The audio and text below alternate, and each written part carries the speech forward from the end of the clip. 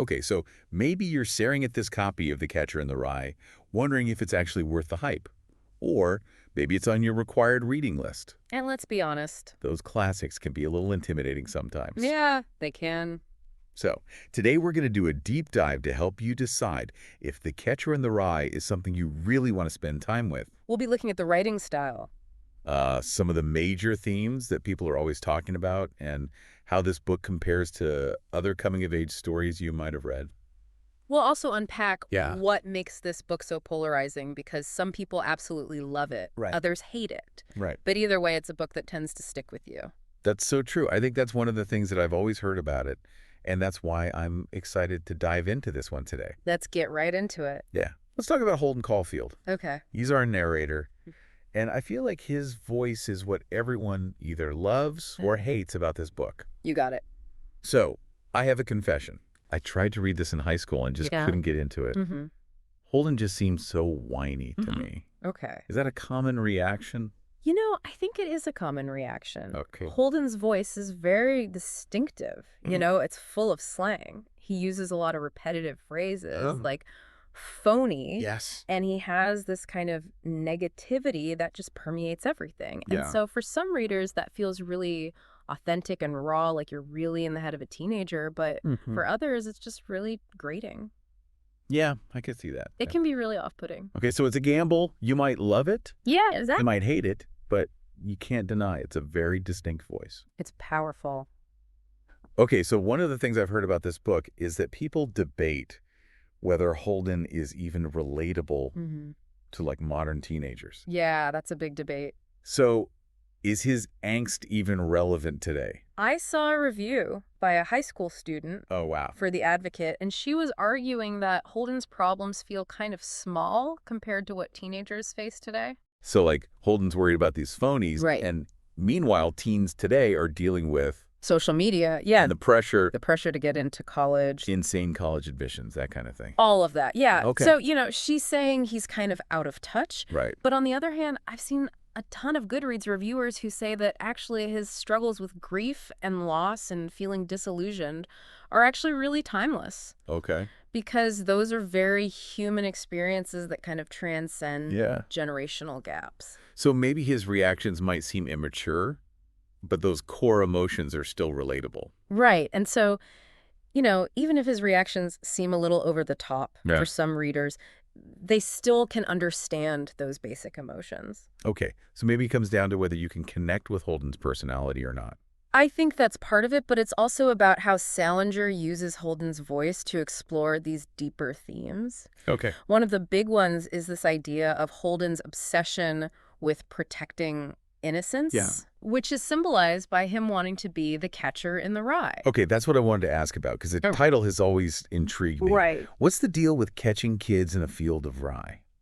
So it actually comes from this Robert Burns poem that Holden misinterprets a little bit.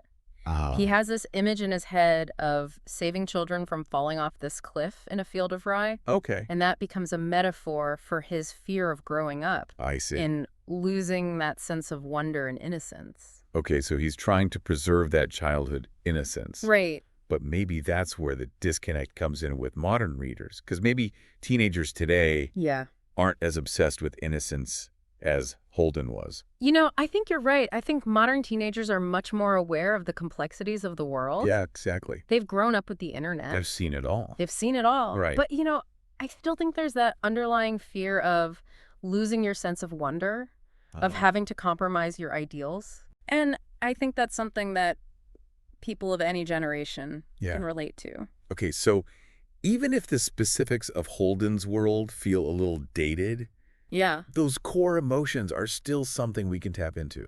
I think so. Okay, I'm starting to see it now. Yeah. To really understand the book's full impact, I think it's helpful to look at how it compares to other coming-of-age stories. I agree. That's a great point. So let's talk about those comparisons. So I've seen a few reviews that compare Catcher to other classic books. Yeah. Like Great Expectations and even The Great Gatsby. Right. So how does it stack up? I saw one review that said Holden's kind of like a less developed version of Pip from Great Expectations. Mm. They're both grappling with this loss of innocence, but Pip actually goes through a real process of growth and change. Okay. Whereas Holden just seems kind of stuck. See, that's what worries me a little bit. Yeah. I don't want to read a book where the character is just wallowing in misery the whole time. Yeah. I kind of want there to be You want some hope. some transformation, yeah. Right. And I think that's a really valid concern. And it's one of the big things that people debate about this book. Okay. Some people find that lack of growth frustrating, Uh-huh. while others see it as a realistic portrayal of teenage angst. Okay. That feeling of being lost and confused, not knowing who you are or where you fit in. Yeah, I can see that. So I think it depends on what you're looking for as a reader. Right, right. And what about The Great Gatsby? Okay. That's a totally different vibe. It is a different vibe, but there are these subtle connections that people have picked up on. Okay. Did you notice the word lavender in Catcher? It is kind of a random word now that you mention it, yeah. Yeah. It did pop up a few times. Well, that word also appears in Gatsby, like when Myrtle chooses a lavender paxi.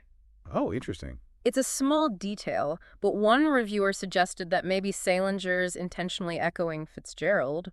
Wow, that's a cool thought. And maybe even hinting at some thematic parallels. Okay, so maybe they're both exploring this disillusionment with the American dream, right, or the emptiness of wealth and materialism. Exactly. I never thought about it that way. It's interesting to think about, and several reviewers also brought up a connection to Walden by Thoreau. Oh, really? Remember when Holden talks about visiting the museum and how everything stays the same, except for you? Well, that actually echoes Thoreau's ideas about how things don't change, we change.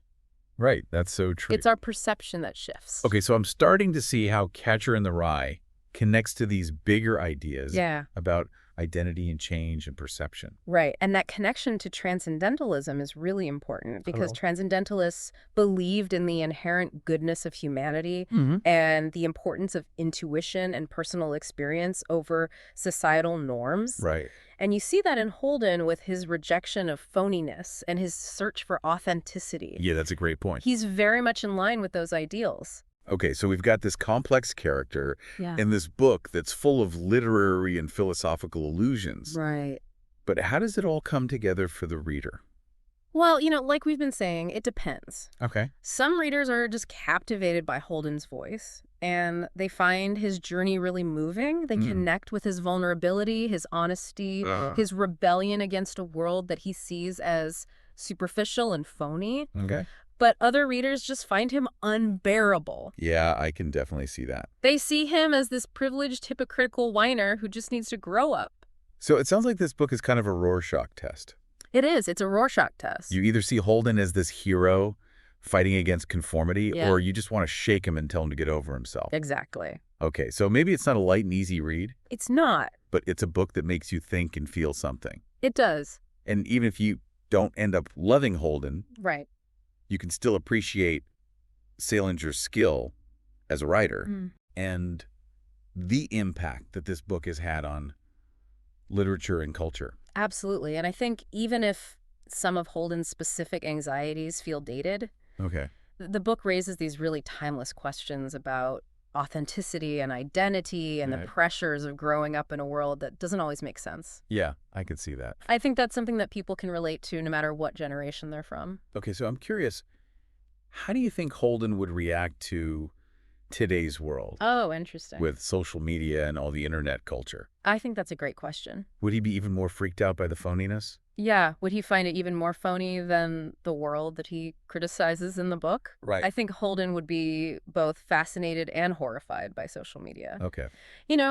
On the one hand, I think he would see it as the ultimate expression of phoniness. Yeah. Everyone curating their perfect image, chasing likes and validation. Totally. But on the other hand, I could also see him being drawn to the anonymity of it. Right. And the potential for connection that it offers. Oh, that's interesting. So it's hard to say for sure. Yeah, he could have like a Finsta where he's just ranting about everything. Exactly. Or maybe he becomes an influencer who, ironically, exposes the shallowness of influencer culture. Right. That would be interesting. It's making me think that Salinger really tapped into something about the human psyche. He did. That's become even more relevant in the digital age. Absolutely. And that's what makes a book like this so enduring, you know? It continues to spark these conversations and challenge our assumptions about ourselves and the world. Okay, so we've covered a lot of ground today. Yeah, we have. We've talked about Salinger's writing style, the book's major themes, Right. its connection to other classic literature, Mm-hmm. and even Holden's potential reaction to today's world. It's been fun. But let's bring it back to our listener. Okay. Should they read The Catcher in the Rye? That is the question. That is the question. You know, I think it really depends on what you're looking for in a book. If you're looking for a light and easy read with a happy ending, this probably isn't it. Okay, so maybe not a beach read. Yeah, probably not the best beach read. But what if I'm looking for something more challenging? Something that will make me think. Yeah. Something that might spark some interesting conversations. I think then Catcher in the Rye is definitely worth considering. Okay. It's beautifully written, it's full of symbolism and allusions, and it tackles some really big questions about identity, innocence, and the meaning of life. Wow, okay. And even if you don't end up loving the book, you'll at least understand why it's had such a huge impact on literature and culture. Yeah, you'll get it. You'll get it. Okay. And you'll have plenty to talk about at your next book club meeting. Exactly. I love that. So to wrap things up, Okay. read it or skip it. That's the verdict. Yeah, I love that idea. Even a negative experience can be valuable if it gets you thinking. Right. It's all about engaging with the material. Right. Exactly. And The Catcher in the Rye definitely gives you a lot to engage with. Okay, so our listeners heard all these different perspectives on Catcher. What's the one thing we want them to walk away with? I want them to understand that The Catcher in the Rye is more than just a story about a grumpy teenager. Okay. It's a book that captures something really essential about the human experience. What do you mean? That feeling of being caught between childhood and adulthood. The search for authenticity in a world that often feels phony, and the struggle to find your place in it all. Yeah, like even if you don't like Holden, you can still appreciate how Salinger captures those universal emotions.